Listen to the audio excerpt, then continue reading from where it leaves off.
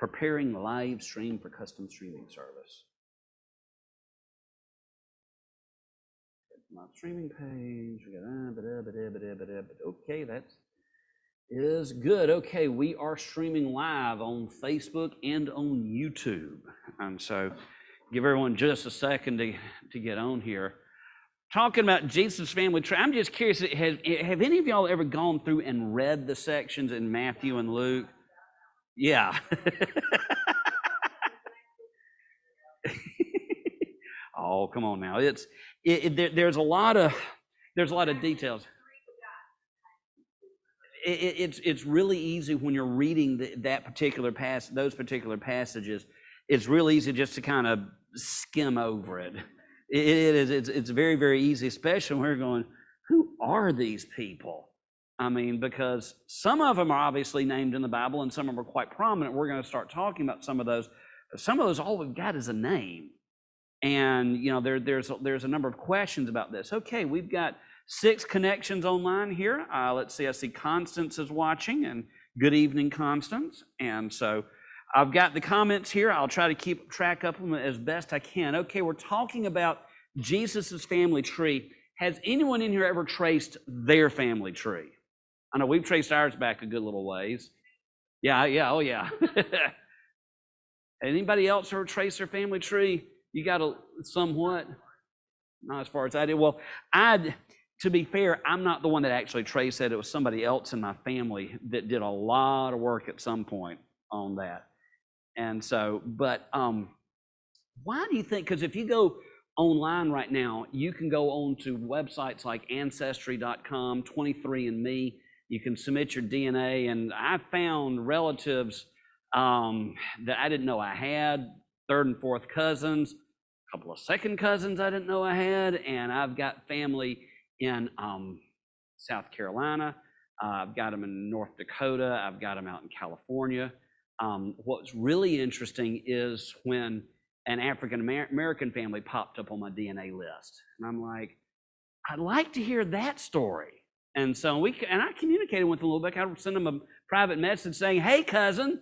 And then we talked a little bit just about, you know, we think that our trees were related somewhere in South Carolina because she's got some ancestors in South Carolina, and I've got some, and that's the only place where they overlap. And so, who knows? And so,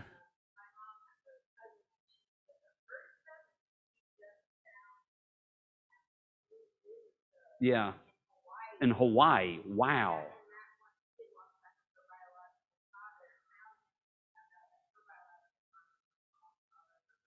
Oh, okay. Okay, so they can reconnect it. Cool. Okay. Why do people do that? Why do people try to trace their family tree? Health reasons sometimes. Curiosity. You want to know where you came from? When I set out to trace my family tree, I was looking for a couple of different things. One is there was kind of a mystery I was wanting to solve. I'd rather not get into that tonight. But the main thing I was looking for is I wanted to know when all of my ancestors came over from the old world to the new world. I was just curious, where did we all come from? And so we got some comments coming in. Betty Jo says she's used Ancestry.com also. It's a pretty good one. And so, all right, Matthew and Luke, both of them, if you'll notice, trace Jesus's family tree. Why was this such a big deal back in that day and time? Now, today, you know, it's more of a curiosity thing. You know, the fact that, it can matter today if you're wanting to join one of the genealogical societies like Sons of the Revolution or Daughters of the Revolution, and I've learned there's a bunch of these things out there, Dames of the whatever, that they were up in Virginia and such a place, or descendants of the first voyage of the Mayflower. They've got a genealogical society, and in order to get in one of these things, you have to prove that you were descended from someone. They've also got genealogical societies for people whose ancestors landed on D-Day in World War II. I mean, there's a lot of these little things floating up. And so today it's more of a curiosity thing, it's more of a historical thing, but back in Jesus' day, this was kind of a big deal. Why do you think it was so important for Matthew and Luke to go through and list Every single person from Jesus back up to Abraham, one case, Holly. Okay, this was one of the big things about the Messiah. They didn't know a lot about the Messiah. They knew that he was going to be born in Bethlehem. They knew that he was going to be descendant of the house of David. And so when Matthew and Luke, when they begin to list these things, they said, okay, we've got to show the evidence. And also you have to remember when they were written, all these genealogical tables were kept in the temple in Jerusalem. And so Matthew and Luke had access to these things. So they could literally go back and look at the record and say, yep, born of Mary and Joseph, and went straight on up. Did anyone, when they were reading through the genealogies, notice anything odd? Anything odd strike you as being odd when you looked at one and then looked at the other?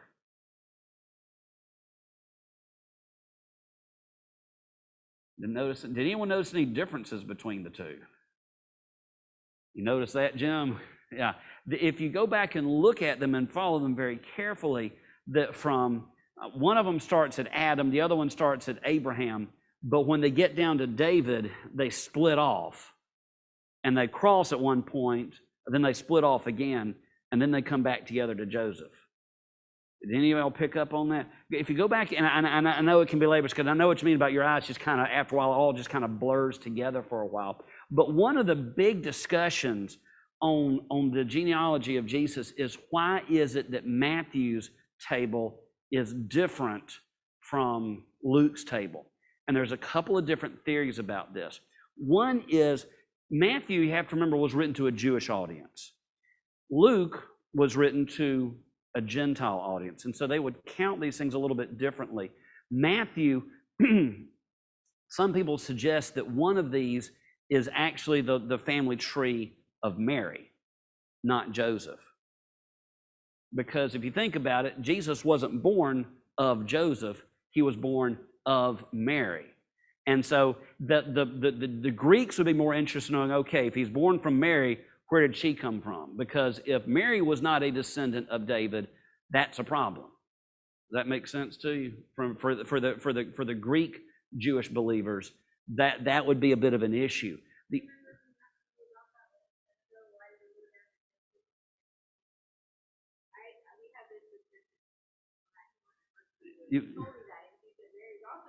Yeah, they had to show that, but there's something else that's come up in my research since you and I had that conversation. Is anybody in here familiar with what's called a Levitical marriage? Has anybody ever heard of a Levitical marriage? It's something you don't see today, but you did sometimes see it back in the first century and in the Old Testament times. All right, if you go back and look, and I forget the exact reference, but in the Old Testament, when it's talking about lineages and whatnot, you have to remember it was an agricultural society, and which meant land was primary importance. That was a big part of the wealth. And it was very important that the father be able to pass that on to his son. And if a father died without leaving a son, everything could erupt into chaos. And so what they would do was, if you had husband and wife, do you have any brothers? Does he have any kids? Okay. I may use you as an example here in just a minute, if that's all right. What they would do is, if you had a man and a woman and they were husband and wife, if the husband died and they didn't have any sons, the wife would then get married to the brother, and their first son would be considered, according to Jewish law, the son of the deceased father. Does that make sense to you? And that he would inherit all of the first husband's property, and then the subsequent children would be counted to husband number two. Does that make sense to you? Yes? No? Yeah, a little bit. The reason for this is because, like I said, when you start talking about inheritances, if somebody dies without leaving an heir, you got a problem. And so the general understanding of Matthew and Luke is, number one of them is one of them is Mary, one of them is Joseph. But also, if Joseph was the product of a Levitical marriage, then the Jews would recognize him as being one person's dad, The Gentiles would recognize him as coming from, or excuse me, one person's son. The Gentiles would recognize him as being somebody else's son. Does that make sense to you? And they think that when you get back to, let's see, where was it? In verse, it talks about Zerubbabel and Shealtiel. These are a couple of names that you see in Ezra and Nehemiah, that one of those was born to a Levitical marriage as well. And that's why the thing seems to diverge there as well. Does that make any kind of sense to you? Yes? No? Okay. Jim, you're that's all right. Well, like, for example, let's say that Dave didn't have any kids. All right. Charlotte, Gretchen, Dave don't exist. All right. He and Holly are married. Tragically, Dave dies in a car accident. Holly would marry Dave's brother. And then the first child they have would be considered Dave's child, not the brother's child. We think that's what may have been happened with Joseph, that he may have been a product of that kind of a marriage. And the Jewish people would recognize the deceased husband as the father. The Gentiles would recognize the one who actually sired him. And so that's why you've got those two different things, two different ways of counting a family tree. What? He has two brothers. Okay. You wouldn't marry either one of them? Okay. I'm sorry? Yeah, the next, yeah. And you can, in theory, because someone pegs Jesus about this at one point, what if he marries this one, then this one, then this one, this one? Which one are you going to be married to in heaven? And so that's what Jesus is referring to. That's what Jesus is referring to. Okay, let me get everyone to open your Bible up to Matthew chapter 1. Matthew chapter 1.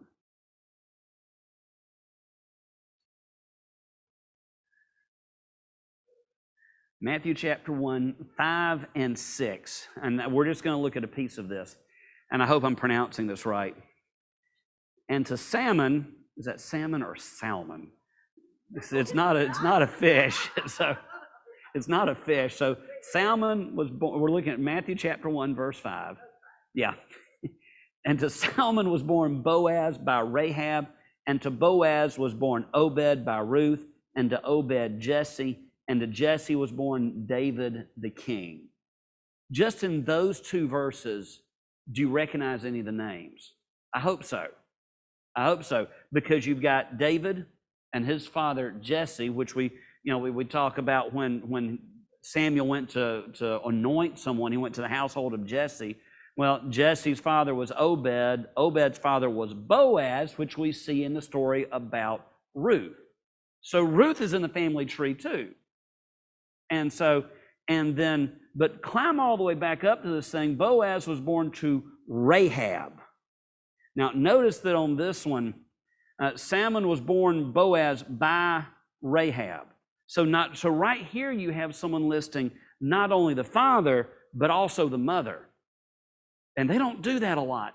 Most of the part, now there's a few others, and we're going to talk about some of those, but most of these genealogies, it's father, son, father, son, father, son. It's just simply the male members.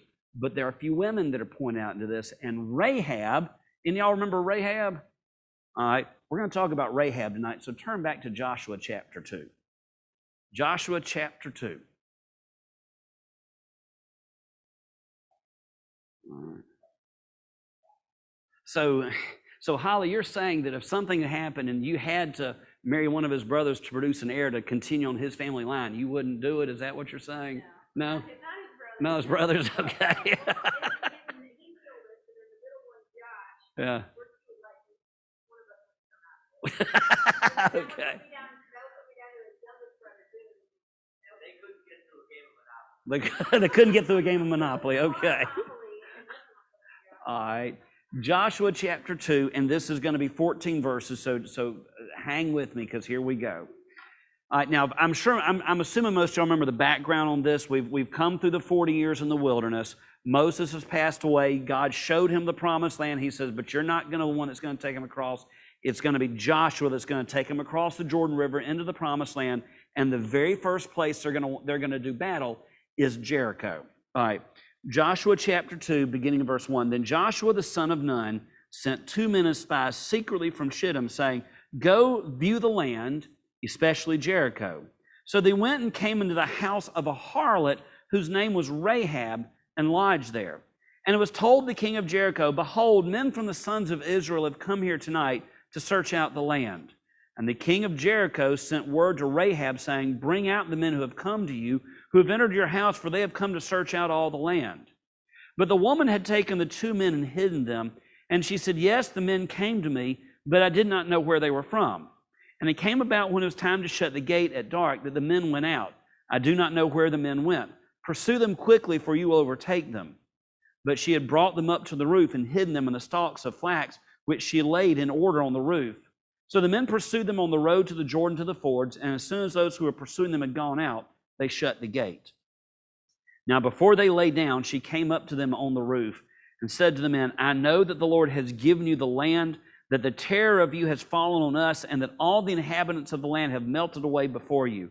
For we have heard how the Lord dried up the water of the Red Sea before you when you came out of Egypt, and what you did to the 2 kings of the Amorites who were beyond the Jordan, to Sihon and Og, whom you utterly destroyed. And when we heard it, our hearts melted, and no courage remained in any man any longer because of you. For the Lord your God, He is God in heaven above and on earth beneath. Now therefore, please swear to me by the Lord, since I have dealt kindly with you, that you will also deal kindly with my father's household, and give me a pledge of truth. And spare my father and my mother and my brothers and my sisters and all who belong to them, and deliver our lives from death." So the men said to her, "Our life for yours, if you do not tell this business of ours, and it shall come when the Lord gives us the land, that we will deal kindly and faithfully with you." Okay, here we have their first real foray into the promised land. Now, when they immediately came out of Egypt, they kind of had one there. Joshua and Caleb and 10 others spied out the land. That didn't go very well, and so they wound up wandering through the wilderness for 40 years. And so now, okay, we mean business this time. We're going in there. And they send in a couple of guys to spy out the land. What's Rahab's occupation? Let's think about that for just a minute. What's her occupation here? A prostitute. All right. This is a tavern of some sort. She's a prostitute, and it looks like she owns the place. So she may be more than just a prostitute. She may be the madam. Okay, she may be the madam. Y'all know what I mean by the madam, don't you? The lead prostitute. The one who organizes who's doing what with whom and that sort of thing. All right? Now think about this. Rahab is listed as a woman of faith in the book of Hebrews. And when she first appears on the scene, she's running a tavern. Okay, you know what I mean by tavern, don't you? Okay. And yet, she's in Jesus' family tree. And so, why do you think they make a point of mentioning, as Sharon uses the word harlot, that's the word they sometimes use. Why do you think they make a point of mentioning that? I mean, they could have just said she owned a tavern. They could have said she was just simply a woman of Jericho. Why mention her occupation?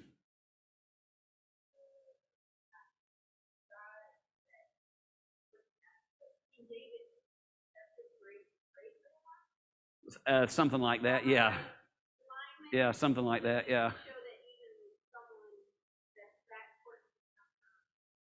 Yeah. Well, and God can use anybody. I mean, you've got yourself a prostitute, and like I said, looking at this, I can't help but get the feeling she's the madam of the house. I mean, really, because like I said, she owns the place. And yet here God is working through her. All right? So the guys come in. Sharon says, how God can use anyone who believes in God. Absolutely. All right. So they come in, and what else? What other options did she have besides hiding them? What else could she do? She could have ratted them out. Andy? Yeah. Yeah, she could have ratted them out. There's a very good chance she had a reward. One of the things that I couldn't help but noticing, spies are supposed to be subtle. They're supposed to, slip in and out. And if everyone knows you're a spy, you're not very good at it. And that's what I heard someone say about another spy. They're talking about James Bond. They says, if everyone knows you're a spy, you're not very good at it. If everyone knows you're a smuggler, you're not very good at it. And so these guys are coming in, and it says the king knew exactly who they were, where they're coming from. And not only that, he also knew they were in Rahab's place, because some of his men show up pretty quickly. And they says, where are those guys? Bring them out. What are the consequences of her getting caught hiding these guys? Probably death. Probably death.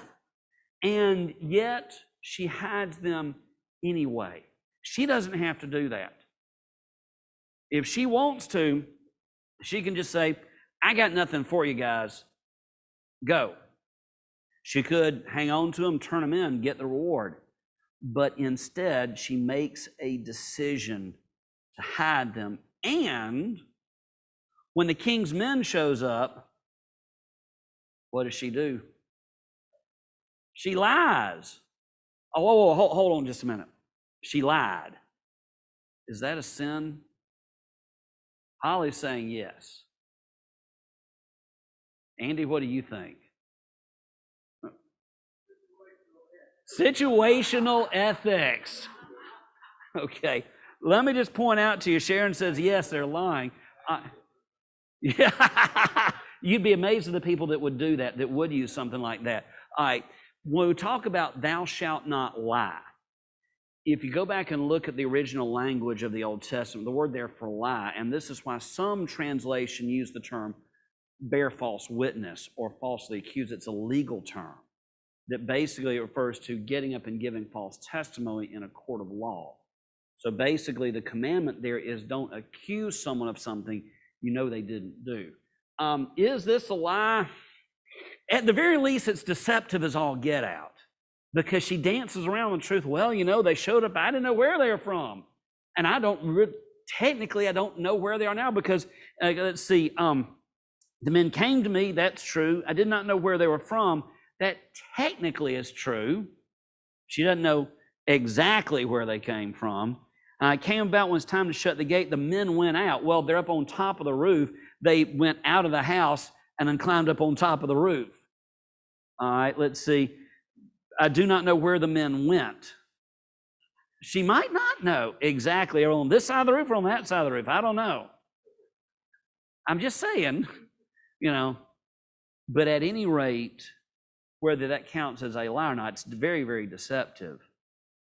But even greater would be to allow those men to be captured, because you know what's going to happen if they get captured. At the very least, they're going to be executed. The question is, what are they going to do to them between the time they capture them and the time they execute them? And so she hides them. And so she hid them. She could have turned them in. Also notice one other option she had that never gets discussed is she could have left with them and gone back. Why do you think she didn't do that? She's got a family. If you'll notice in verse 13, she's got a father, a mother, brothers, sisters, and they all have families. She's got loyalty to her family. She wants to stay there to try to protect them. And so, picking back up in Joshua chapter 2, verse 15, they agree, we're not going to say anything. Verse 15, she let them down by a rope through the window, for her house was on the city wall, so that she was living on the wall. And she said to them, go to the hill country, lest the pursuers happen upon you, and hide yourselves there for 3 days until the pursuers return. Then after may go on your way. So she knew the men from the king were headed towards the river. She's telling these guys, go the other direction, hide up in the hillside for a little while, 3 days, give them time to do their thing. Then I think it'll be safe for you to go back. Verse 17, the men said to her, we shall be free from this oath to which you have made us swear, unless when we come into the land, you tie this cord of scarlet thread on the window through which you let us down, and gather to yourself into your house your father and your mother and your brothers and your father's household. And it shall come about that anyone who goes out of the doors of your house into the street, his blood shall be on his own head, and we shall be free. But anyone who is with you in the house, his blood shall be on our head if a hand is laid on him. And so basically they make this deal where they give her a scarlet robe, throw it out the window so the troops know, okay, that's your house, and we'll leave it alone. And as long as you guys stay inside the house, you're fine. But if you go outside the house, I can't help you. Does that sound fair? I would say so. I mean, you're talking warfare. It is, hello, Tana. Good to have you with us today. It is, if you've never been in combat, I've never been in combat, but I've read the stories and I've talked to people that have, and they said it is 5 hours of boredom followed by 30 seconds of sheer terror. And you have no idea what's going on. You pray you're shooting in the right direction sometimes, just because it's just absolute chaos. And sometimes, are y'all familiar with the term collateral damage? Now, you see that in warfare sometimes, where you bomb a place and you hit that particular building, but you also take out the one next to it. Things happen. Sometimes civilians getting in the way. And they're saying basically, stay in your house, we'll mark that house, and then you're good. Now, what I want to do, back up to verse 9 and 10 on chapter 2. Back up to verse 9 and 10. They're up on the roof, and she said to them, I know that the Lord has given you the land, that the terror of you has fallen on us, and all the inhabitants of the land have melted away before you.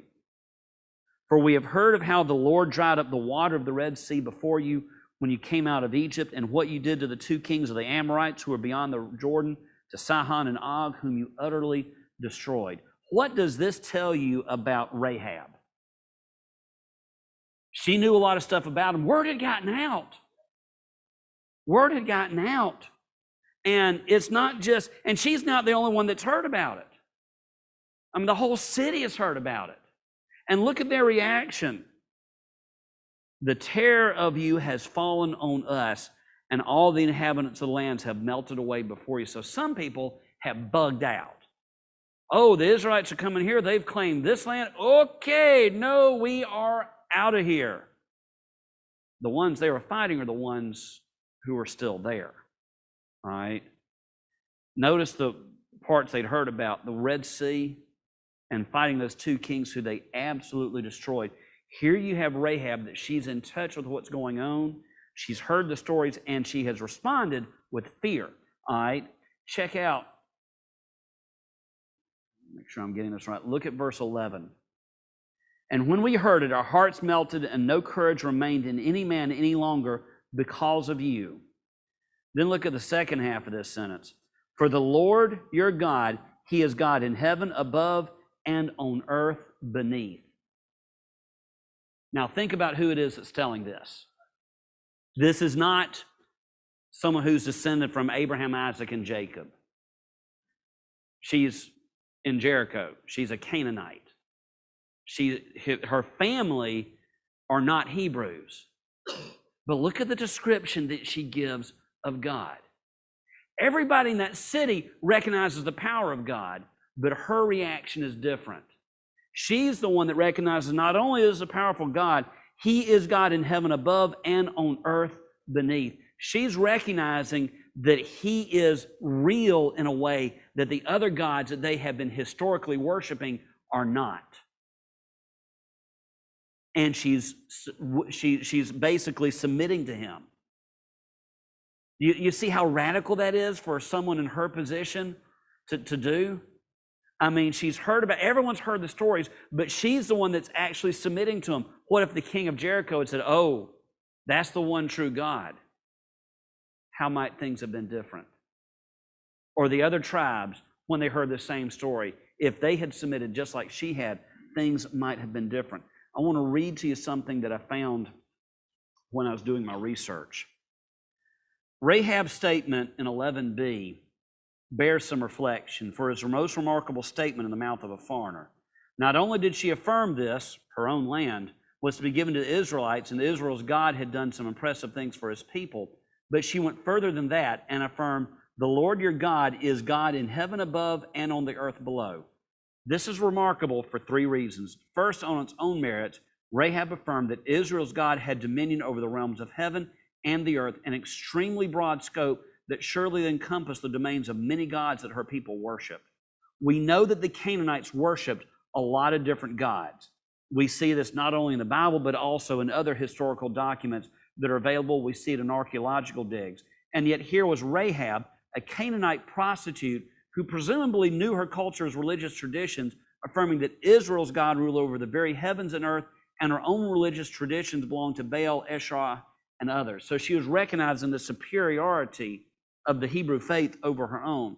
Second, Rahab stated that Israel's God, Yahweh, was indeed the only God. The Lord, your God, is God.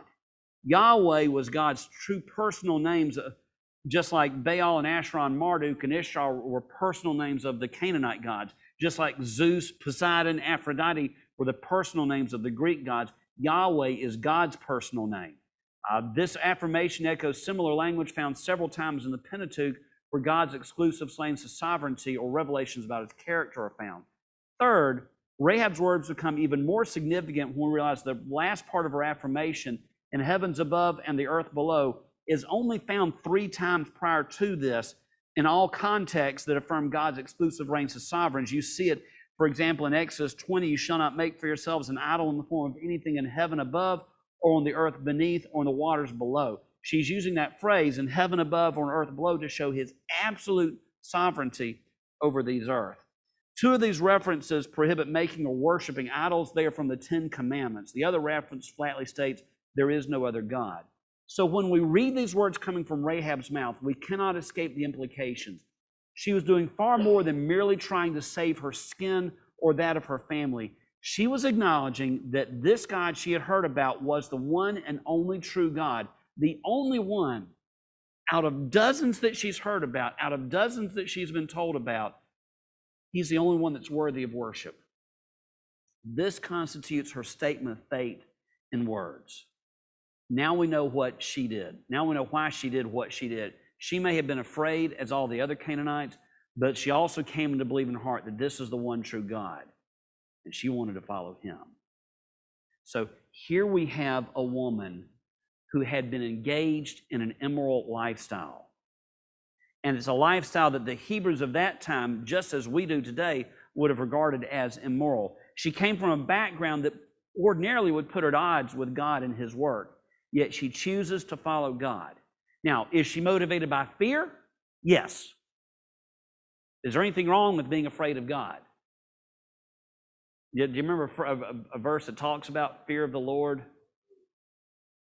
Proverbs something. You got it written down. The fear of God is the beginning of wisdom. It's the beginning of wisdom. And so she takes the next logical step. Note that her name is listed in Matthew, which was written to a Jewish audience. The message is unmistakably clear. God's plan has, from the beginning, was designed to include everyone, regardless of who they are or where they were born or who they were born to. Here we have a foreign woman that eventually she gets married to a good Jewish man, settles down, has a family, and eventually, several times over, I think like 40-something times over, her great, however many times, grandson would be born in Bethlehem and would eventually die as a sacrifice. If God can use a madam from a house of ill repute, who can God not use? We're going to be looking at several of these stories as we look at Jesus' family tree. And I guarantee you by the time we're done, you're going to feel a lot better about your own family tree. Let's go to the Lord in prayer. Our most gracious Heavenly Father, Lord, we just thank you for the story of Rahab, Father, of a woman who, though she had made some bad choices before, Father, Lord, when she came face to face with you and your power, Father, she submitted to you. Father, help us remember that wherever we come from, Father, you can still use each and every one of us. Father, just help us to be willing to be used in some way. Father, we love you. We praise you in Jesus' name. Amen. Well, thank you all for coming. Megan, hope you had a happy birthday today. I certainly did. Thank you, Pastor. Thank you, everyone. Okay, and everybody on Facebook, hope you guys have a wonderful night. I will see you guys next time I see you.